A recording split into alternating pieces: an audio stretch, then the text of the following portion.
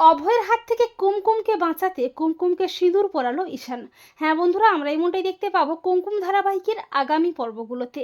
নিজের অজান্তে কুমকুমকে একটু একটু করে ভালো লাগতে শুরু করে ঈশানের। তবে ঈশানের মা কুমকুমকে প্রতি মুহূর্তে অপমান করে, অসম্মান করে। কুমকুমের খুব কষ্ট হয় ঈশানের মায়ের কথায়।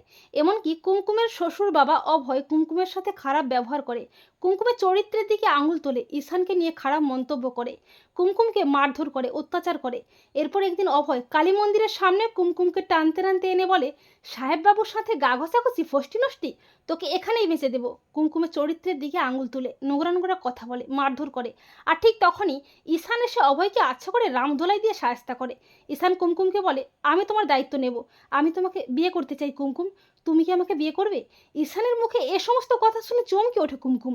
কুমকুম বলে, আপনি সব কি বলছেন সাহেববাবু? এটা হয় না, এটা হয় না, এটা অসম্ভব।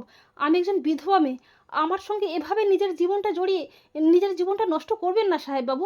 ঈশান বলে, কে বললো তোমাকে যে তোমাকে বিয়ে করলে আমার জীবনটা নষ্ট হয়ে যাবে? এই বলে ঈশান মা কালীর সামনে কুমকুমের স্মৃতিতে সিঁদুর পরিয়ে কুমকুমকে স্ত্রীর মর্যাদা দেয়। তো বন্ধুরা, তোমরাও এটাই চাও তো যে অভয়ের হাত থেকে কুমকুমকে বাঁচাতে কুমকুমের জন্য সিঁদুর পরিয়ে স্ত্রীর মর্যাদা দেয় ঈশান? কমেন্ট করে এক্ষুনি জানিয়ে দাও তোমাদের মতামতটি।